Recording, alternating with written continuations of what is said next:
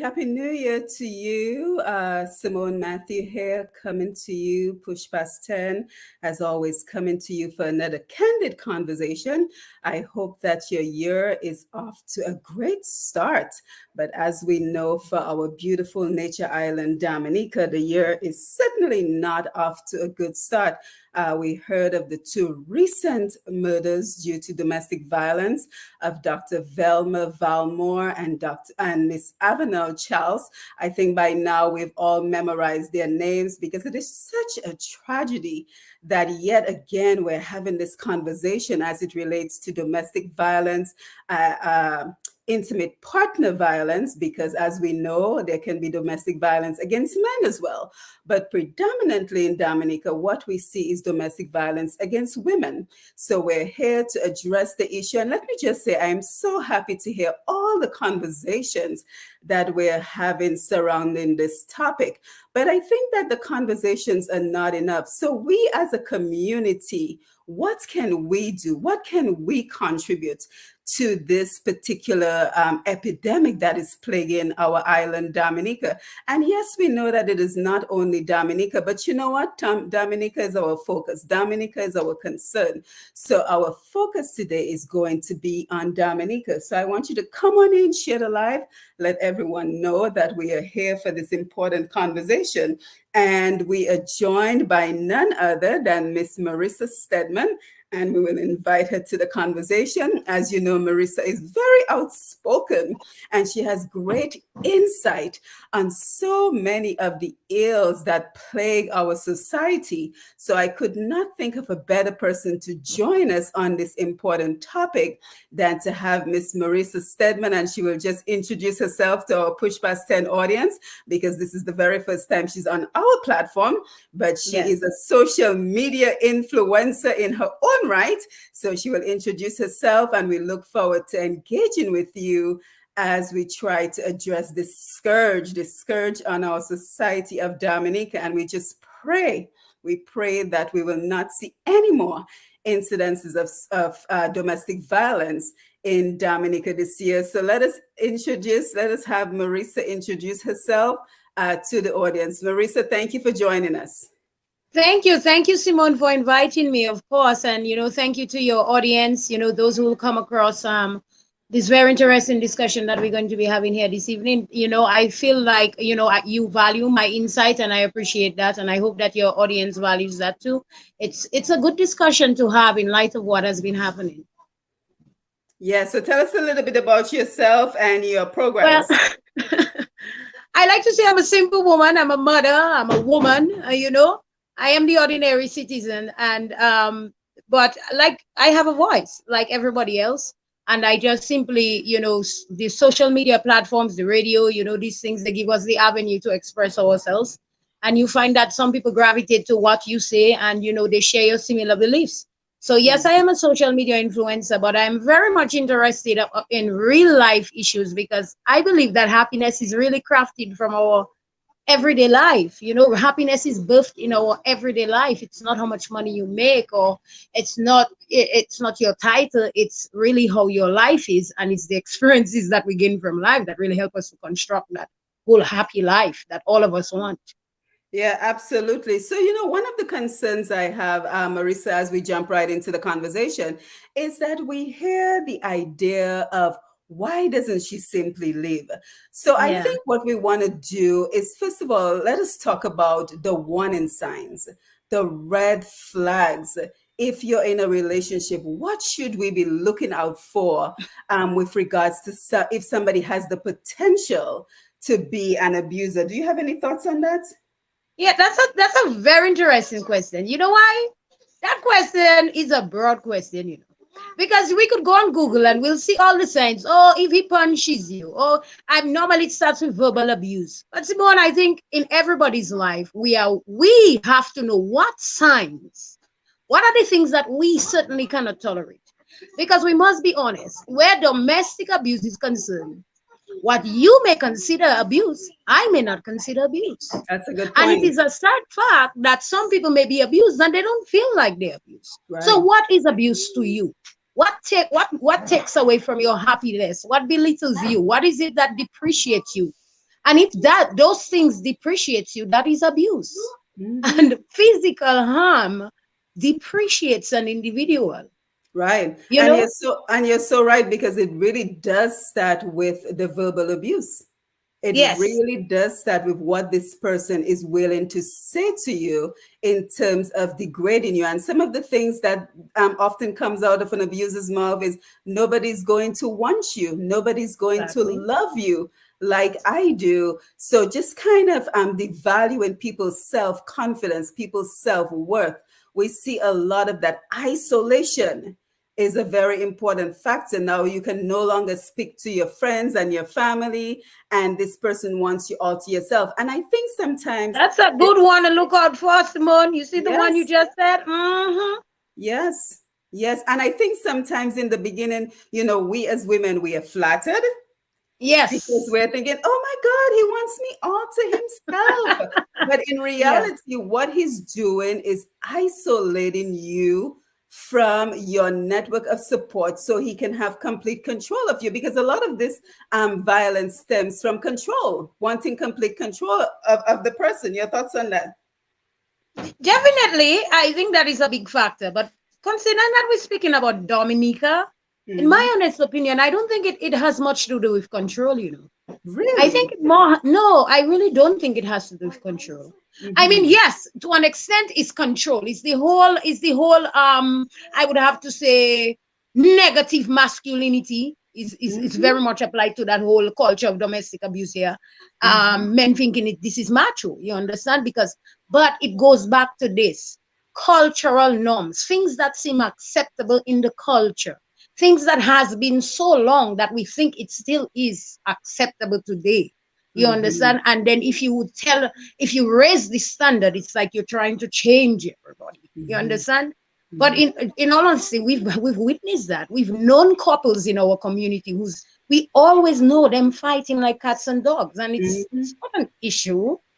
It's just we just know them. You understand? Whereas in other cultures, it's more of an issue. People call the cops. People are not going to tolerate that. There's noise, but hey, a couple, this man dragging a woman, this that. So it somehow becomes so acceptable that no matter how much you talk about domestic abuse and this and that, people don't care about that. It's just a man and woman fighting. Just a Yeah, man and and woman that is fighting. what I've been hearing a lot about today. That many times, even when you go to try to report it to the police, they say, "Oh, it's a relationship issue, that is between the man and the woman," kind of like minimizing what goes on, when in fact they should be taking note that that is the beginning of something that can potentially lead to somebody being harmed.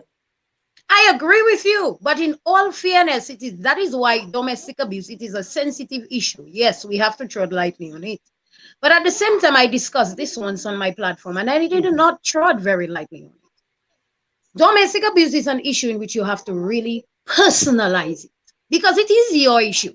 Whoever is facing that, the couple, the police are not at fault for looking at it as your issue.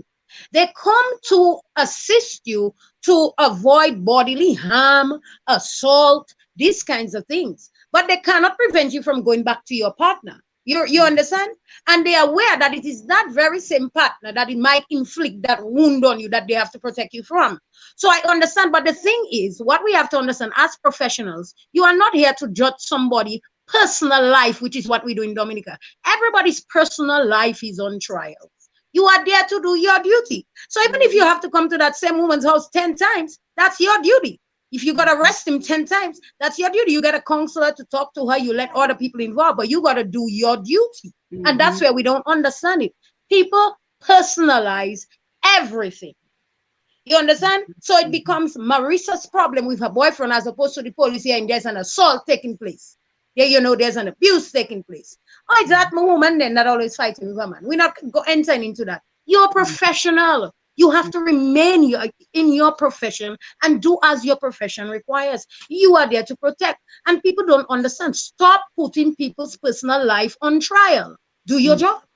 Mm-hmm. The And person has to, the other thing that comes to mind, Marisa, and let me just say good evening to everyone who's joining us so far. We have Jennifer Fidel, Sandra Norris, hi, good night. Gami Moses. Nice to see you, Gami. Glenn Edwards, Lang Sorrento. Oh, Mrs. Sorrento, so lovely to have you on. Thank you for being here. Clyde Gregoire, Francis Fontaine, Harvey, Owen Prosper. So, guys, thank you for being here. Don't forget to share the live as we continue to have these important conversations surrounding domestic intimate partner abuse and what can we as a community do about it. And I already have some suggestions that I want to share towards the end of the program. Clement Anthony Lugay, thank you for being here. Yes, so Marisa, the other thing that comes to mind, because I've had these conversations and I've had these programs before, one of the other things that comes to mind is that the victim does not follow through. So they may report to the police, but then in terms of continuing the process, in terms of prosecuting the perpetrator, sometimes they change their mind because they're thinking, what is going to become of me? What is going to become of my children? Especially if the abuser is the primary breadwinner in the family. Very valid point. And that is why, Simone, I'm not minimizing the fact that I understand that as if I'm a police officer, I may feel like, I'm even mad at this woman because you have feelings, you care. Many times it's because you angry, but then again, you have a duty to fulfill because you have to look at the big picture, like what we're dealing with now, where murder happens. And that's what we're trying to avoid. Because at the end of the day, you cannot force an adult, male or female, to leave a domestic abusive relationship unless they have made up their mind to. But that is why we have the legal framework that still protects you if those situations arises. You understand? Now, this a lot of women may choose not to go forward. It is their decision to make. It is. You may get angry about it. It is their decision to make because we do not know people's situation. Many mothers, let me tell you, moms will do all kind of things, and you don't understand. And I don't feel like a person has to come in detail and let you understand why they're doing this. But I do want to tell everybody that you are responsible for your happiness, your protection, and especially those same children that you say you love. So at the end of the day, we mothers, we have to think, are we really protecting when we choose not to follow through? What are we protecting? Our image or our children? Which one? Right.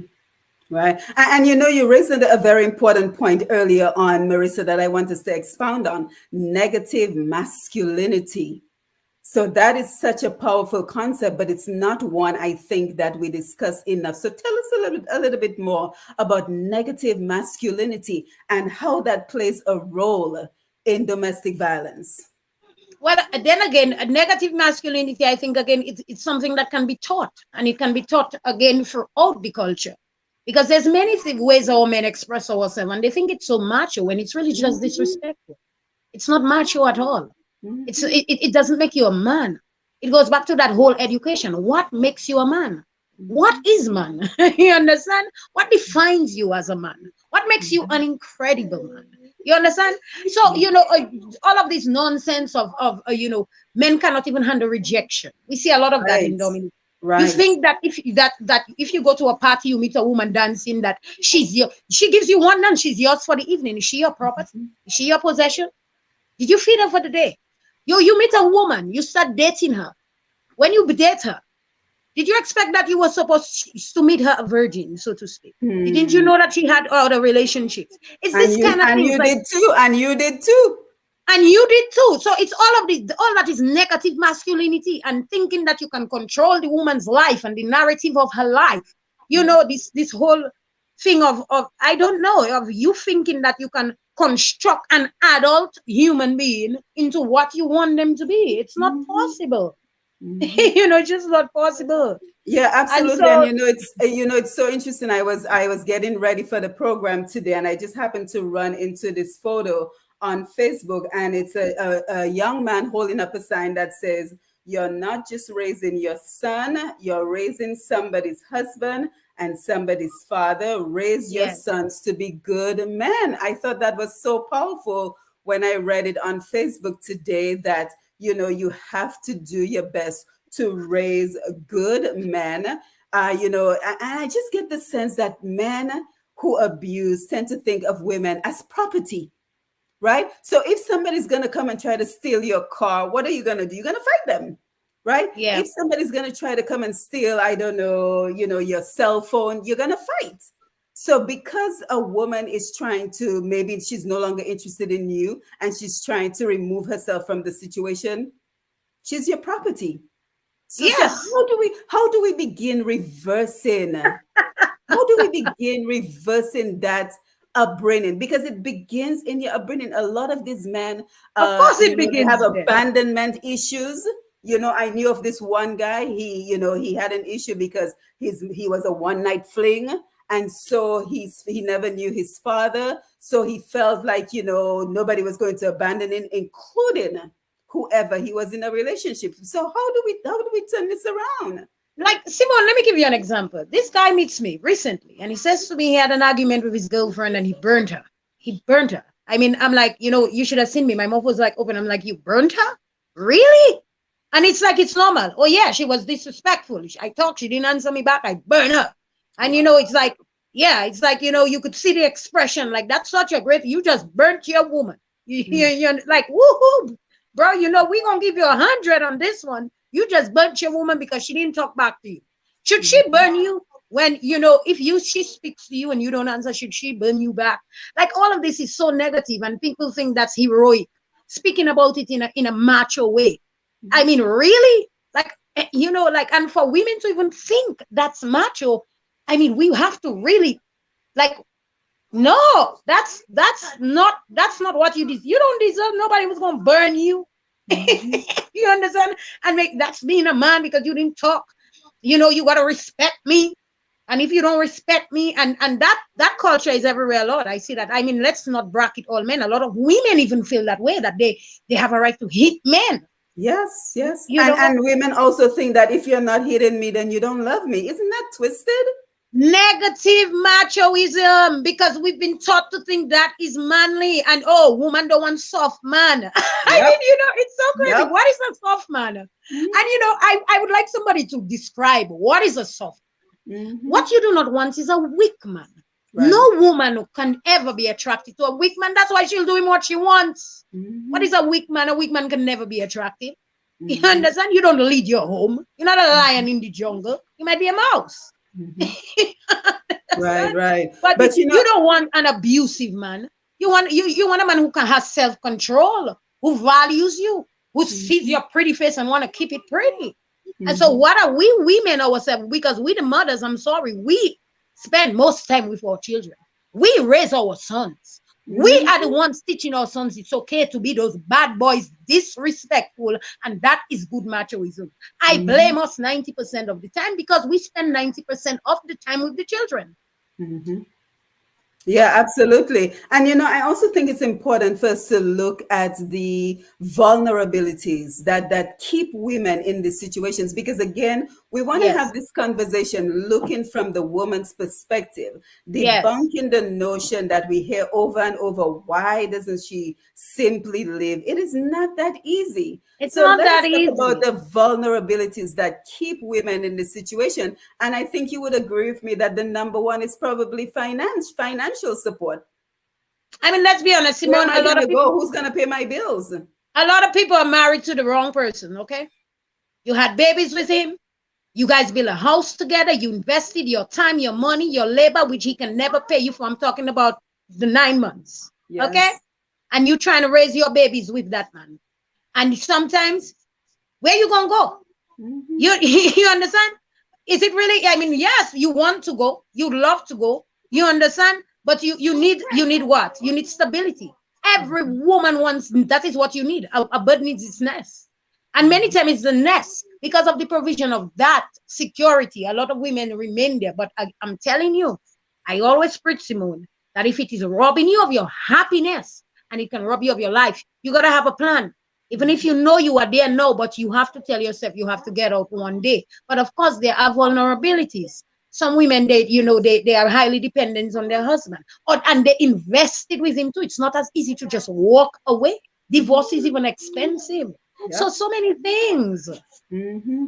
And you know, It's really the other thing as well, Marisa, is, you know, we used to have a neighborhood mentality, right? So if unfortunately you were in a bad situation, chances are you could probably move in with your aunt, with your uncle. But now right. we're so individualistic, everybody to himself, because everybody has limited resources. So how am I going to support you? And then how am I going to support my family? And then bring you in as well to support you. You don't have a job. So I think it is just a general Oh breakdown of yes, our times society, have our changed. village. What happened? What happened to our village? Well, I don't know what happened to a village even in the past, Simone, because I'm sorry, because when I hear the stories of what the older generation of women do, they need to come out and talk. Stop trying to make us believe that weak mentality was a strong mentality. Tell us the truth. That you had an alcoholic husband and things were rough and this and that, so you had to stay. But you empowered this one now. Let me tell you something, honey.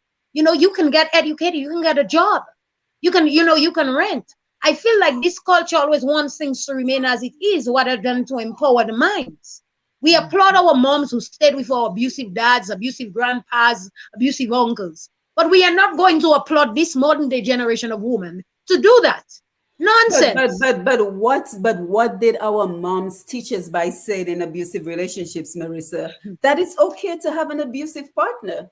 That is how the dysfunction gets transmitted Yeah. from generation to generation, because we And saw our Simone, moms in abusive relationships, and it taught us that that is what a normal relationship looks like, instead of teaching looks us like, that love yes, doesn't hurt. Love doesn't hurt. That's what we should be exactly. And teaching our girls. love doesn't hurt in any way. Love doesn't hurt physically. Love doesn't hurt emotionally. Love doesn't hurt verbally. Trust me. Love should not. Mhm. Love Mhm. should not be doing those things to you Yeah, because love is a beautiful. It it is such, corrects things. yeah, it It is such a, corrects things. it is such a big issue, and sometimes it seems insurmountable because it's just so much to have to deal with. But I think it's a real wake up call for us in Dominica when on December 31st, the last day of the year and the first day of the year, we have murders in Dominica of women by their abusive partners. It should be a Yes. wake up call. But where do we go from here? What do we do when we know the systems that should be in place to help these victims are simply not functioning? Where do we go? We just waiting for the next person to be killed? Simone, that's what I'm telling you, honey. I believe in life, and that's why I call my program the School of School Lives. of Your Lives. first, your Yes. first school is at your house. Let me tell you something. And if your mother is not going to be the right mentor in your life, you find a mentor. You find a strong woman, a gangster. That's what you find. Yeah, Mm-hmm. that kind of Mm-hmm. gangster who's going to put you on in life and let you know how you should be. Because let me tell you why. Simone, you know why I am the way I am? My father always told me, don't let a man beat me. Mm-hmm. My dad told that to all of us. And let me tell you, maybe he would say some really crazy stuff, like prick him, he'd say some crazy stuff. But just that, just the fact that from young, my dad told me, don't let anybody beat me. Mm-hmm.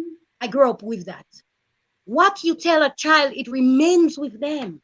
Even though we fall to situations and circumstances, but you can pick yourself up because you were given certain knowledge. You were told certain things that should not be done to you. You understand? You have people believing that is love and they have to stick by their man and don't talk about me. They even vex at people. They vex at people talking about their situation because they feeling they have to shield the man image. Too many women feeling they have to shield. What are you shielding? He Mm-hmm. should be your shield. Your Yep. project, you being his shield? Really? Who taught you Mm-hmm. that? It's the Mm-hmm. same thing. We were not taught. I myself was not taught, and I see it in life how to be mature in relationships, how to go about looking for a partner, what qualities to look for, what I should expect as a woman, what I should not expect, what I should tolerate, what I should never tolerate.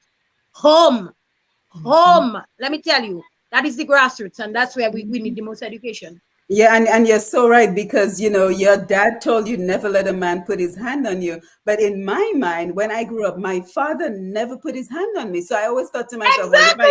if my That father too. never put his hand on me, who are you? Never. Look, mind you, I got some volley from my mother, Yeah, but hardly. but not my father. Never my father. Never Exactly. raised So his how you hands gonna beat against me? me. My daddy ain't never Right. beat me. Yeah. Yeah, and Marisa, you're already leading into the solutions that I wanted to address today, which has to be surrounded community. First of all, building our girls' self-esteem, which is why I founded the Dominica Child Protection Society, because our girls need to be empowered. But before we start Yes, talking solutions, let's make sure we acknowledge our visitors on Facebook because they're here indeed. listening attentively, and we're happy they're joining us. Evelina Brath, great to see you. Mr. Alexander, Catherine George, Jean B. Michael Eunice. Oh, a name I know that I have not seen in a long time. Michael, it is great to have you here. And we have Clyde Gregor. By the way, you're very much missed because Clyde says, Marissa Steady Stedman been missing Hi, your Clyde. discussion as of recent. What happened? And then Catherine George says, welcome back, Marisa. So we Thank miss you. you. Are you coming Thank back? you. Yes, definitely, definitely. Because I ain't dead yet, so I have a lot of life experiences. Yes, yes, yes, and you share them very beautifully. But again, Thank you. I think many times when situations like what we saw recently happen, we're looking for quick fixes. We're Yes. looking for quick fixes, and unfortunately, there is no quick No quick fix. fixes when it comes to domestic violence. There's not, and I want to see more of the involvement of the churches. Have we heard from any of the churches since this happened? We know we have women's organizations. We know we have, some of the political parties have a woman's end to them, right? So they have a woman's subsection within the political party. Have we heard from anybody in terms of, condemning this and in terms of how do we move forward? Well, Simone, in all honesty, I wouldn't be able to answer that. I haven't listened to the radio much, so I cannot say if one has or hasn't. But I will tell you that they play a pivotal role. Because let's Yes. be honest, the good book, the Bible, it instructs us in all matters of life, all matters of life. And where domestic abuse is concerned, that's why I tell people marriage, your creator would never want you to endure a trap. You understand? Marriage is not a trap. Marriage is a beautiful thing. Mhm. And there are so many scriptures that in the Bible that helps illustrate the role of the husband, the role of the wife, and how beautiful that union can be. Do you understand? So Mhm. if you are a married in a marriage right now, and your husband or wife is being abusive to you, that is God is not in that. I'm sorry. It's Mhm. time for you all to bring God back in that marriage. No marriage with domestic abuse. You lock God out the door, and you put Satan inside right now. I'm telling you. So people have to assess their life. You understand? And what God means to them. Are we going to, even if we are imperfect, but we try our best to live a life that is upright and it will benefit you? Why do you want to be in a domestic abusive relation? Why do you want to hit your wife as a husband? How does that make you feel? Does that make you feel good? And if it Mhm. does, then you need to work on that. Clearly, you have a problem. We always talk about the woman who's been abused, but what about the men who are doing the abusing? Mhm. Clearly, they are crying out for help. They Yep. themselves were abused. We never ask about that. Their upbringing, when they talk about the way their parents hit them with wire, hang them up in the air, sticks, rocks, cups. People think those things is just normal. That's not normal. You understand? If my mother just used to take anything and just bounce me with it, when my woman gets me mad in the future, and I really get, I'm just gonna bounce her. I'm gonna think it's Mhm. okay. Right, You because understand? you're teaching violence. Right. Mhm. So even men Mhm. in churches are abusing their wives because it's the same culture. And we have to break it. That doesn't, if you aspire to be a good Christian, a good man, just call the word good. You want to apply the scriptures to love your wife. Love Mhm. your wife as your own flesh. A woman respect your husband. We try, we're Mhm. imperfect, but we have to try. And then I'm Simple. always I'm always curious when I hear about these situations because I often think many times these men have daughters. And I think to myself, is Yes. that the way you would want a man to treat your daughter if you truly love your daughter? So think of it this way, because this person that you're abusing, she's the daughter of somebody else. So why is it okay that you will fight to protect your daughter, but it's okay for somebody else to abuse? It's okay for you to abuse somebody's daughter. Well, that's what I'm telling you. You will lose discernment when you let God out the house, you know. Hmm. Because everybody can do something wrong. There have been men who have beaten their wives and they would have never done it again. You understand? There have been women who endured something with their husband. He probably punched them, kicked them, and they remained and they had a happy life, you know. But it's not because he remained that way or she remained abusive. You understand? So you let God out of the home, Satan takes over, and nothing prosperous can come out of that. No matter how big of a house you guys live in, there'll never be happiness in that place. It Hmm. cannot be happy with those kind of abuse. It can't. It Hmm. just cannot. God cannot thrive there. Yeah, yeah, and I'm also happy that you mentioned that we need to focus on the men as well, because for several reasons we need to focus on the men, because a lot of socialization of boys goes on within boys and within other men. So when you're Yeah. saying, "Boy, you Marco, you make mamsel treat you like that," and you don't do nothing about it, right? You're calling a man soft, and what do you expect him to do? Now he has to show how macho he is. How macho he is. You How see, so foolish that he is is. the negative masculinity that you talk about. So a lot of the socialization of our boys are within the boys who talk about them being soft if they're not willing to fight. And the other thing that struck me is I was listening to an interview with the guy who was present when Miss Charles was unfortunately killed. And one of the things that I heard him say was that, he was serving as a buffer, because whenever the perpetrator would see him with Miss Charles, he would back off. So I'm thinking to myself, well, could it be a situation where a woman feels like if she is in dire need of protection, that we need to have one of our male family members, a male friend, maybe accompanying her when she's going out? Marisa, I'm just looking for solutions. I'm trying to Simon, you think of keeping it real, how do mama. we I get like how you keeping around it this? real. Because you know what I'm going to say? I would have even have a boyfriend. And let me tell you, because that's what a lot of women have to do. It's a fact. A lot of women, you know how they live an abusive relationship? By getting another boyfriend. Yeah. Yeah. And you Yes. hoping he not an abuser too. Right. You understand? Yes, because it's that serious. Because these men can kill you. So, and some of them they have you've been beaten to the point where you feel they can kill you, and you feel that you need a protection. So you may even have to get another boyfriend or something, because you know what I notice, I've heard it often. The man that likes to hit you, when he finds his match, he not beating on nobody.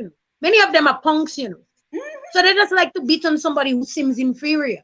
you Mhm. know so when they meet their match, and that's why a lot of women in abusive relationships, they look for somebody, and they obviously, the person is unhappy, you emotionally depressed, you understand, it's easy for you to be wooed into the arms of another man, and hopefully you want him to help you get out from this one. Mhm. And it's a fact of life. These things Mhm. happen all the time. I don't know why people judge about it. It's a fact of life. Any woman Mhm. who's being beaten every day, she's not happy. She's home with you, she's probably been intimate with you, but is she really happy? Is she really there? No, Mhm. she's not. But I have to put it out there that I'm extremely disappointed that after all of this, we haven't heard anything from the authorities in terms of what is the plan to protect women. I'm just gonna put it out there. We Yeah. haven't heard anything. We have back-to-back murders of women by their domestic partners. And we hear nothing about, well, we have to take this seriously. Here is what we're going to do moving forward, because we need our women who are the foundations of the home. Because many times we have like single moms with these boyfriends who are abusive. And when you take them away, you're taking them away from like 7 children, which is the case with Miss Charles. We Well, let haven't me heard tell you. a Yeah. word about what is going to be done to secure our women in Dominica. I mean, even if it's just Paola Bush, for God's sake, even if it's just words, say something. Give us a little reassurance. Well, for firstly, I would really like if it was taken just a little more seriously. Right. Just and again, stop putting people's personal lives on trials. Oh God, the whole of Dominica, everybody mind what you should mind. How about Mm-hmm. that, huh? Mm-hmm. Mind what you should mind in the capacity you should mind it. You understand? Mm-hmm. Because that's the thing. It's the same thing. We put people's personal life on trial as opposed to doing what we have to do. And Mm-hmm. that's why there's no seriousness with this issue. Because a married couple, the woman may not be able to leave her home. Is there she living with the husband? But if she's calling the police and you have to assist, you have to assist. You have to. I took care of an elderly man, and he was actually, he had a very high post in the police force. And he told me he would go to several homes. And no matter how angry, how mad he was to see he have to go back to this same home, he wish he could tell the woman to go. But he'd go. And sometimes he tell me he even rough up a few of them. Sorry. You understand? But he have to respond. You have to respond because that is your job. From the time our officers understand their role to protect, not to bully. That is the Mm-hmm. most important. Once they understand their role, let me tell you something. When a woman says, "I will call the police," then he gonna quiver. He has to tremble because he know the police is gonna come. But Mm-hmm. you gonna call the police, so what? You understand? So our authority has to show that they care. I don't know Mm-hmm. why we as people don't understand that the police has to show us they care for us, our issues, and we have to show we care for our people by talking about those issues, Simone, like what you're doing here. Mm-hmm. Mm-hmm. Yeah, absolutely. Yeah, I was just very disappointed that we haven't heard, any plan, any, Paola Bush at least give us something to say. We are very concerned about what is happening. But what would you Yes. say, Marisa, to a woman who's in that situation right now and thinking, you know what, boy, that couldn't happen to me? Because I think many times we look at other people's situation and I was like, well, mine is not so bad. Yeah, he might give me a little callus now and again, but it's not so bad. What would you say to a woman who is currently experiences and kind of just downgrading what is happening to her? First of all, I would say to her, sorry, it's going to escalate. It is Yeah. going to escalate. Well, let me tell you, I always say, thank God I'm the woman who never says anything. I can go to jail. I can kill somebody. Oh yeah, I can. If you don't know if I got to defend, oh yeah, I'm gonna be a righteous killer too, like the Gideonites, and I'm not going to no hell. Yeah. So that's what I'm saying. So I can do anything, and that's the Simon. I'm so glad you said. Women thinking that they cannot be beaten, that they will not be a victim, that another woman should be looked down upon because she getting beat. Woman, you know what day you gonna get beat? Do you know what day your husband can wake up and today he decides he putting some licks on you and you cannot avoid that? You're not in his mind. So again, this thing has to be dealt with compassion. And again, a lot of women who abuse, they don't have enough compassion for themselves. A lot of them become convinced, like those who thinking, oh, that will never be me. They think that they can handle it. They actually make it okay. If you think you can handle that, you're making it okay. It's not okay. You shouldn't handle a domestic abusive situation. No, you don't handle that. No, it just should not happen. So it's us thinking that we can manage those problematic situations and problematic people. And your abusive partner needs help. Mm-hmm. Your abusive partner is not getting the help they need by remaining with you. And that's why, you know what happened to a lot of women, Simone? You know what happened? They got a man today, he was putting licks on them. And they wonder why when he pick up Marisa, he's not being Marisa. But Marisa ain't you. Oh, you are. Oh, oh. How were you in your relationship? What did you tolerate? Did you know your limits? Did you know your limits? Men will test you. An abuser is not just going to just come and just kick you down. It starts with simple things. Did you tolerate it? Did you Yep. speak up? Yep. Yeah. What Yep. did you tolerate? It starts with you because you Mm-hmm. don't control the other person. You only control you and what you want for yourself in a relationship. And that's it. Mm-hmm. So Mm-hmm. anybody who thinks it's Yeah, not yeah, going to and a escalate, lot of it it is. has, yeah, yeah. And a lot of it has to do with like stress and anger management. So we have to get to children at a very young age to teach them how do you manage your emotions, because people become violent when their emotions are out of control. They don't have the words Yes. anymore to express how angry they are. They don't have the words anymore to say, I'm very disappointed, I'm very frustrated, so they lash out. So what are we doing to teach our children? I know we teach them ABC 1, 2, 3 and how to pass common entrance and the other exams, but what are we teaching them in terms of how do you manage your emotions? Who is teaching them that? Right? Right. And managing, listen, like most people fight over stupid stuff that should never even be fought over. You understand? And so just look at the level of immaturity in which we enter relationships.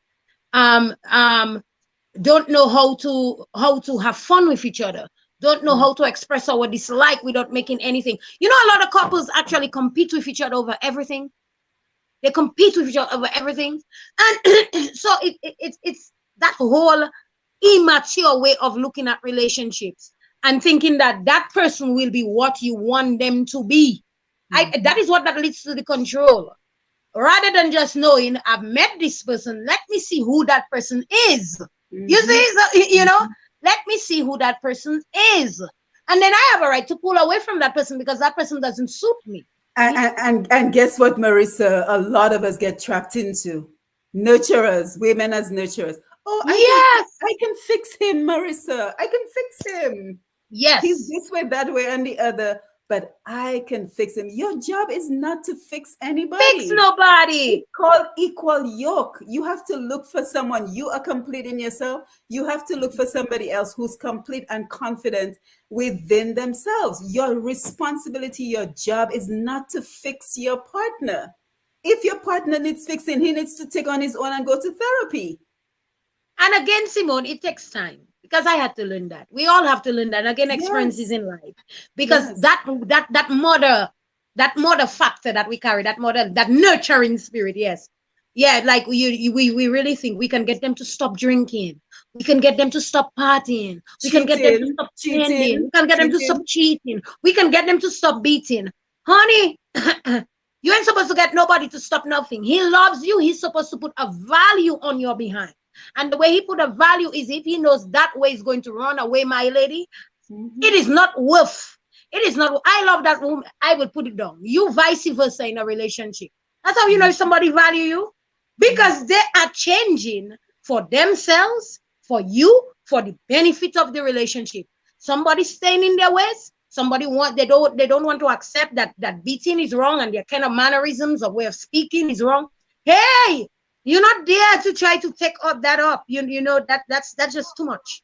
That's just too much. Yeah, and it has to start with what we started talking about, Marisa, the red flags.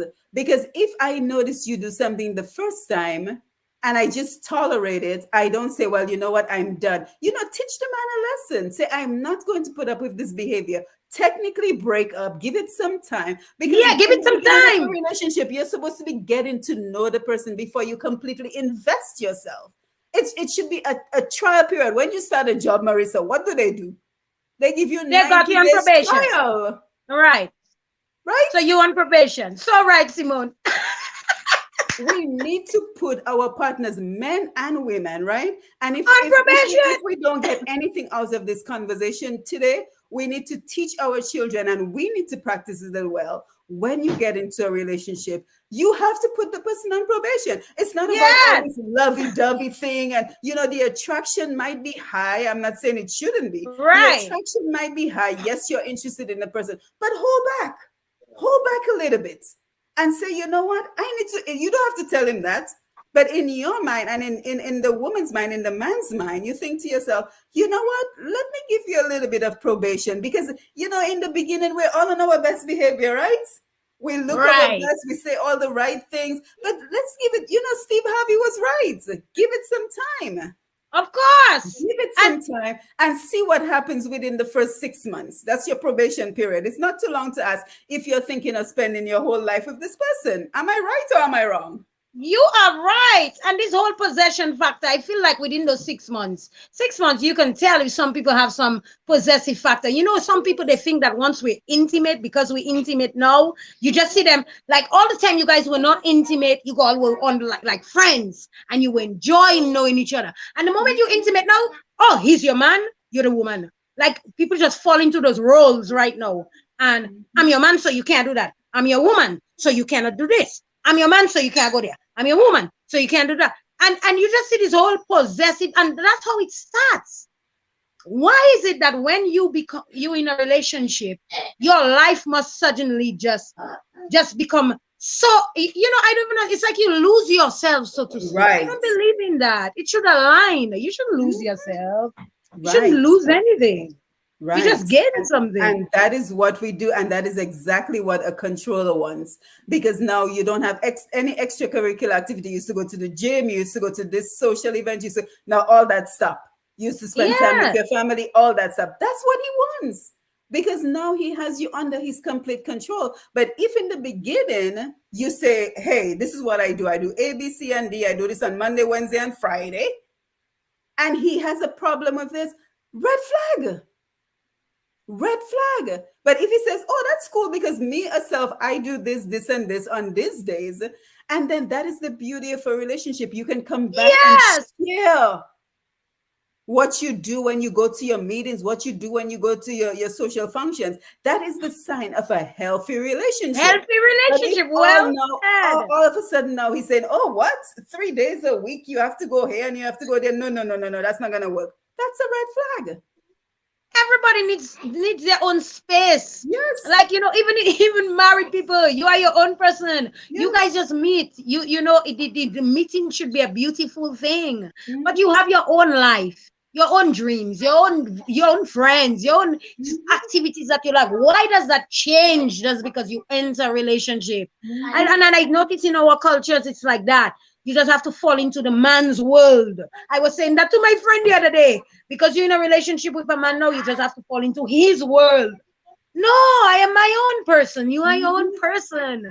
And we should be able to come and tell each other about our likes. And okay, Marisa like her studio, and I know you like your whatever, if it's your woodwork, but we still love our own life. So you cut off that whole possessive things. People have to learn to stand in their own element, in their own light. Too many people trying to, that's why that whole possessive thing now. You want to be standing in his light or you want to stand in her light, and you feel like if you lose that person, your light gone. Your light is gone. Your light is in you, not in another person. So it just kind of speaks well of making sure you remain who you are, right? Because you might be a person, I speak when my mom is not with me, I speak to her every day. Am I going to be in a relationship with someone who says, oh no, every day, that's too much? That's too much, right? That's a good example. To stop doing that. So you have to maintain who you are. And if the person is having a problem with that, then you already know that's a red flag. But I think what I really want to do today, Marisa, because I see our time is like quickly flying. I want it to just be an hour. I don't want to take up too much of your time. But I want to call on civic organizations, the women's group, the churches, because we already know the systems are not in place that should be in place to protect and to help our women. What can we do as a civic organization? How can we raise funds to maybe have a safe place, right? Somebody recommended one of those abandoned hotels that we use it as a woman's safe place. But how can we create a safe place for women? Or even just have, okay, we know we don't have money, even just create a structure where, a woman knows she's in danger. Have a man accompany her where she's going so that she can feel maybe just a little bit safer, knowing that there's a little buffer between she and the abuser. So that is what I really want us to do this evening, to call on these civic organizations, these churches, these are women's and of political movements, to say, what are you willing to do? Why are we not hearing more? Why it's just us who are the passionate Dominicans who are speaking out, but we're not really hearing from the organizations in terms of what are they willing to do? Well, again, that's good questions. And perhaps those in the organizations, they will ponder on those questions. Because I'm not part of any organization, you understand? Right. But again, talking does a lot. Words is power. Yes. Words are powerful. Yes. They're like weapons. And they help you to think, Sometimes you hear certain subject, somebody going through it, and they'll think. Because everybody have to take care of that domestic abusive situation. It is a personal thing. You have to make up your mind to, Mhm. remove yourself from it. But let's be honest. Like, for example, in Dominica, I have to say this. I feel like our politicians are the most popular people on island. I feel like people respect our politicians more than anybody else, even their church leaders. I feel like the politicians should be at the forefront of those conversations. Um, Too many times we have so much talk about the, our economics, which is very important. We want to know how our economy is doing. But these social issues, for example, like when the child sexual abuse happened in Dominica, I didn't feel like our government did enough in addressing those issues. And I didn't feel like the female politicians did enough. I felt like you all were very tight-lipped on this issue. You understand? And that is the kind of nonsense people see those things. And we can clearly see, like, why aren't you more talking about that? You understand? It's not just about, we're building this and we're doing that. Oh, that's all well and great, but everything is not well and great. People want to feel, we want to know that our politicians care. And to an extent, I don't feel that with a sense of care. We have a ministry for the youth. We have a ministry for the youth. And that ministry can be used so effectively. You understand? Throughout all the schools, institutions, you start with the babies, feeding their mind with not just one and one is two, which we always fascinated about. Everybody fascinated, report card, everybody got A's, right? Everybody got A's and everybody's fascinated. Is their life an A? Is your child happy? What life skill? Are you preparing them for real life? Real life is not about the A's. Real life is real situations. Like when I get a man, mommy, how am I supposed to be? What should I tolerate in that relationship? You understand? If I get married, you understand? Should I just fall in my role as a wife? What kind of wife should I be? What should I expect from my husband? We don't talk life enough. And even our politicians, they do not speak life enough. They speak too much economics that we hardly understand. Right. And it's a situation where we might think, oh, that have nothing to do with me. My husband not beating me. I would never be in that situation. But think about the kids who are growing up in these situations, Marisa. They could potentially become your daughter's boyfriend. They could potentially become your son's girlfriend. So it is a problem for all of us, even if we're not personally experiencing it. The fact that this person is raising children in these conditions, passing on those generational curses, it can potentially impact us. So we should all be concerned about this particular situation. Of course, because Simon, you have men at the highest authority who beat their wives. You might never know, because again, a lot of these wives, I'm telling you, they be doing the cover girl ambassadorship well. You understand? You're not gonna know, because a lot of men actually think it's okay to beat a woman. You'd be surprised they don't have a problem with that. You understand? And so they're raising up their sons not having a problem with that. And that is just, and then that is the girl your daughter now. It's because majority think like that. Your daughter fall victim to one. Because you're not gonna find men with opposing views thinking that's not right. Because I remember I had an Argentinian friend, excuse me, and he told me, Marisa, why do the men talk to you all like that? And he tell me, your men are they're disrespectful. We go somewhere. I go with him, my Argentinian friend. You would expect that somebody wants to talk to me. They'll wait when I go on a side.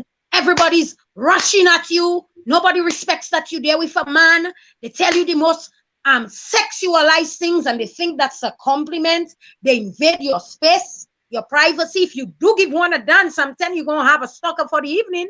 So all of this thing just shows the low class mentality that will lead to all of this domestic abuse. It's too much low class mentality. Too much, and we think it's acceptable.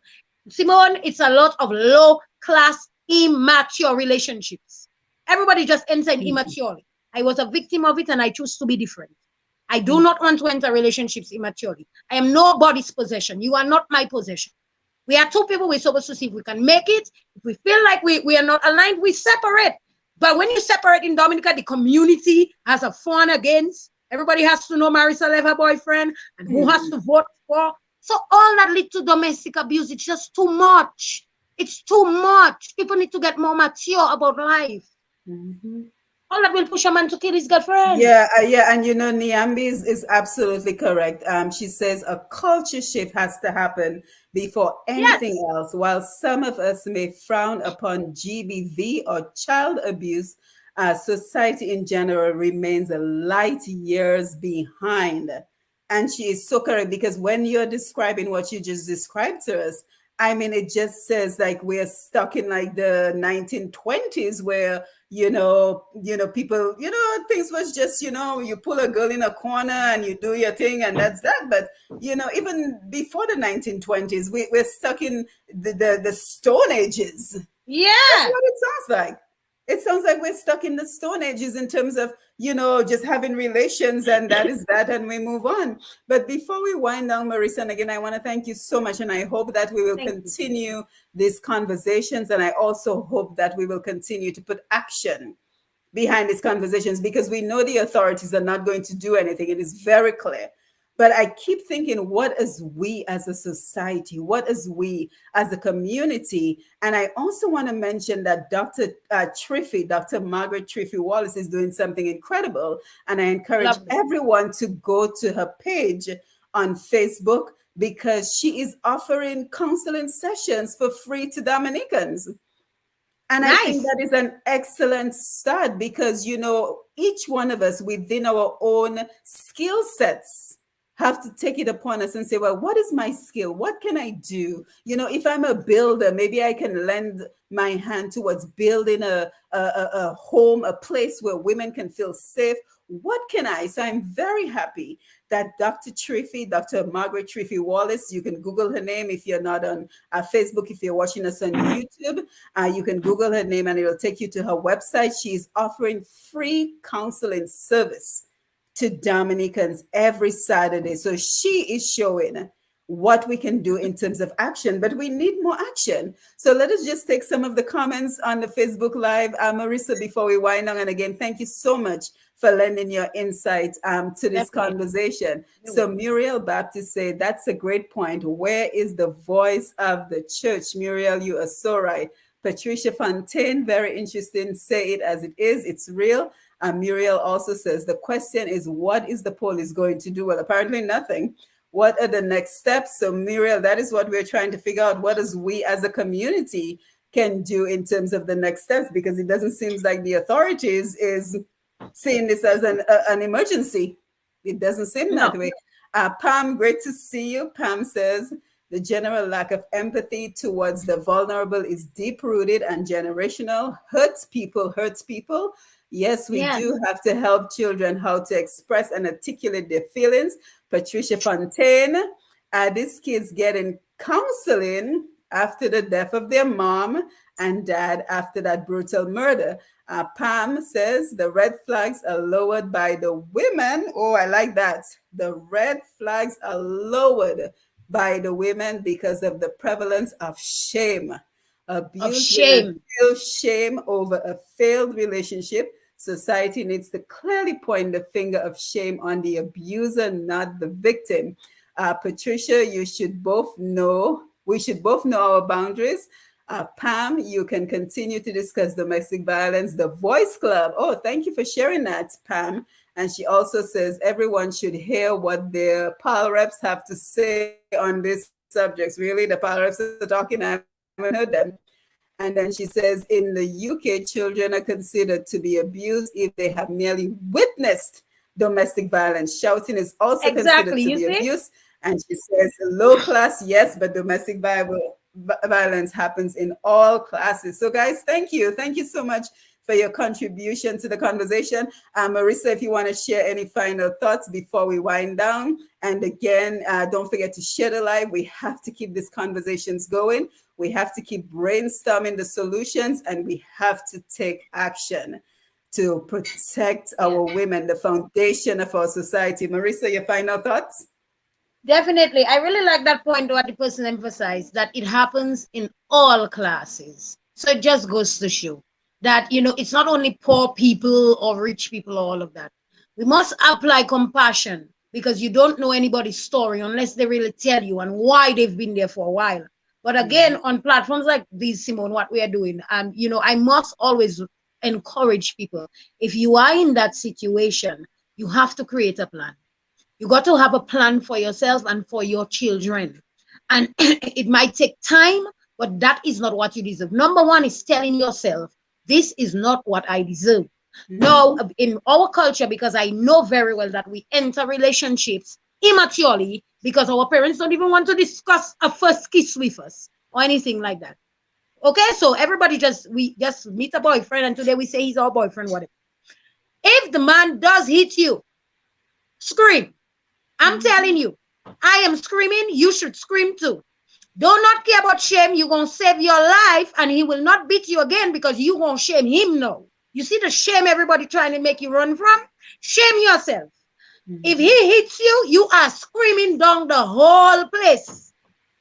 So when he hears your scream, he will know that you are not afraid of that shame, and he will know that the shame is on him now because everybody's going to know what he's doing to you.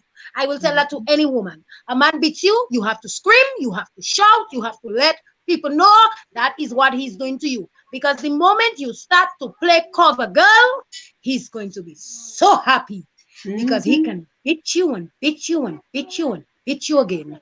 Get a good friend, get somebody to confide in. Because if in the event you end up hurting him and killing him, because it may come to that, you have proof, have evidence, take pictures, protect yourself and protect your children. I'm telling you. But enough. Watch that movie. It's a very good movie. Yes, Enough. I've seen it. I've seen it. So it's Yes, enough. Yeah. mhm. Shame is a two-edged sword because, like you said, some of these men are high in society. So shame Yeah. them. Put their business outside. Let Yeah, them know because the what first time he's a man doing beats you, you behind don't want closed. nobody to know. You don't want to know. You gotta scream. I hear a pastor was preaching on Sunday, and by Sunday night he beating up his wife. Shame him. Exactly. Let people know. Go on social media and blast him. You You know, are hiding him. yes. He's gonna be so And and happy. I and I and I like how you said cover girl because that is what we are. We are cover girls. We're covering what this guy is doing They're just for his doing. benefit. But I really hope this is not going to be, because we have these conversations when these things happen, and then by next week something else grabs our attention and we push it to the side, but in the meantime our women are suffering and our Well, you girls are see, yeah, Simone, it goes back to something you said at the very beginning. If you think that you're too fancy or too beautiful to be beaten, then go find yourself another planet. But when you Mhm. recognize that all you are is a woman and that all these issues can affect you, it affects even men. Men are being beaten, by the way. Mhm. So do not ever think you cannot be beaten. But you have to Mhm. tell yourself, you know what you want for yourself, you know what you'll not tolerate, and you have to be prepared to say Mhm. no. I am not accepting that. This is not suiting me. It Mhm. starts there. Have Yeah. a powerful no. Yeah, it's important. Mhm. And we consider ourselves a Christian society. So Clement Anthony Luge says Ephesians 5:25-29, husbands, love your wives as Christ loved the church and gave himself up for her. So the complete opposite is being done. And she also says talks of sacrificing for and not abusing. So guys, thank you so much for all your contributions. Let's see who else was with us. Gito Roye, Bree Senhouse, my sister, great to see you. Rubis James, Lydia Harrison, Annette Felix, Julius Cobbett, Elliot, Elliot Hippolyte. Well, they were all here with us, so thank you for being here. Rosalind Bess and Nick was here. So, guys, thank you. Marlon Shillingford and my mom, Medina Senhouse. So, Marisa, thank you. I hope we can Thank you, continue to have Simone. these candid conversations as we try to come to solutions in terms of what is going on in our country. Again, I am Simone Matthew. Thank you for being here for another Push Past 10 Candid Conversation. We encourage you to share the information, and we also encourage you to follow Push Past 10 and follow, what is the name of your The School thing? of Lives. The School of Lives with Marisa. And Marisa, we do miss you, so I hope you will be back Thank you. to share your insights on various topics. I especially like the one that you did on the poverty mindsets. Ooh, that was Yes. powerful. So keep it going, keep the conversations going. And again, thank you, everyone. Thank you for joining us. And until next Thank you. time, have a great evening. Thanks, Marisa. All righty. Good All right, night. take Good care. night, Good everybody. night.